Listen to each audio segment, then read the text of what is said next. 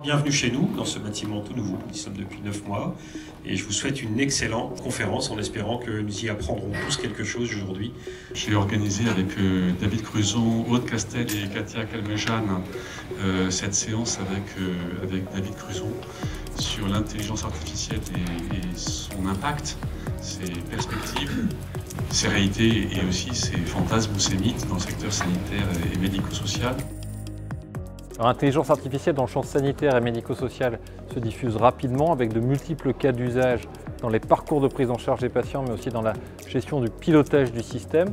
C'est une révolution qui va améliorer la prise en charge des patients, mais qui suscite aussi des enjeux de transformation des métiers qu'il faut accompagner et puis qui pose des questions éthiques qu'il faut réguler. Et ça, c'est la vocation du principe de garantie humaine qu'on a accompagné avec Ethiquia, avec le Comité national d'éthique, et qui se déploie maintenant, cette nouvelle conformité en garantie humaine à laquelle tous les acteurs du champ sanitaire et médico-social vont devoir maintenant se préparer.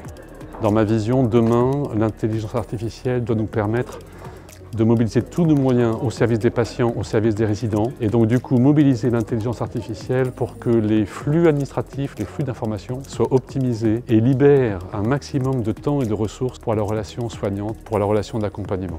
En ce qui concerne la santé, c'est l'avenir de la médecine en termes d'opérations assistées, de prothèses intelligentes, de prise en charge à distance des patients.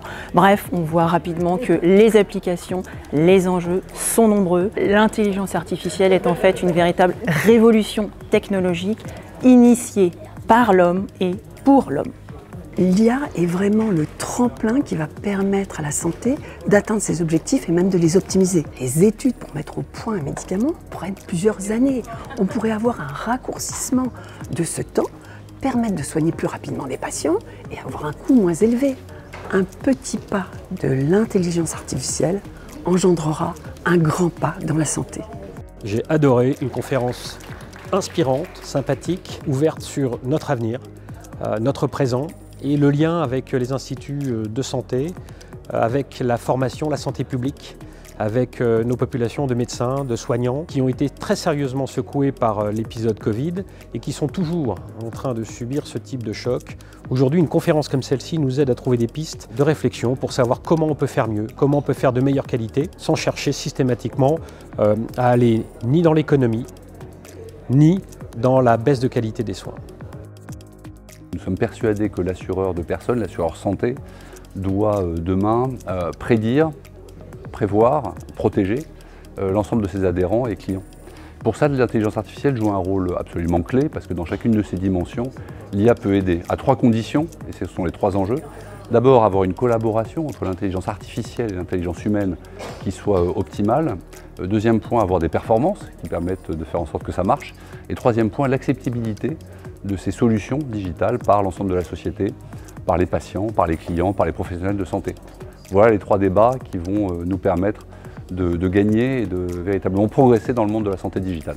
Les grands enjeux de l'IA, comment on rend justement cette IA grâce à ce mixage accessible à tous, notamment dans le monde de la santé, où on va aller chercher de l'innovation dans les traitements, dans la production des médicaments, mais aussi de l'IA intelligente, intelligible pour arriver à améliorer le parcours de soins des patients, le travail au quotidien des professionnels de santé qui manquent de temps, et aussi dans nos univers de communication, qui est celui du Festival de la communication santé. l'IA peut-être peut nous aider à faire une communication plus efficace, efficiente, et voire même nous éviter de tomber dans les affres des fake news, des infox. Et puis dernier point, j'aurais presque envie de dire, peut-être qu'un jour on parlera moins d'IA parce qu'elle sera complètement intégrée dans tous nos systèmes et ça sera vraiment l'avenir, et notamment dans les processus de communication que nous regardons au festival quasiment permanent.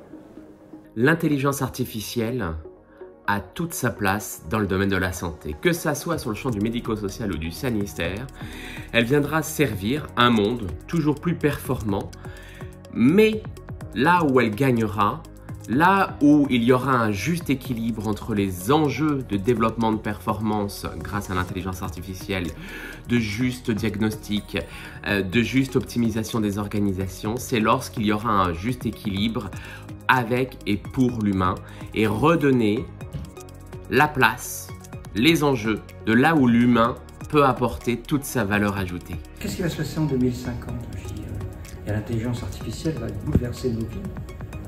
On va avoir encore plus de progrès, plus d'aventures, plus de choses intéressantes. Je crois qu'il y a vraiment deux choses bien différentes. Il y a dans l'humanité ce qui progresse avec l'intelligence artificielle, et puis il y a notre réflexion, notre humanisme, et celui-là, il n'a jamais changé depuis Aristote.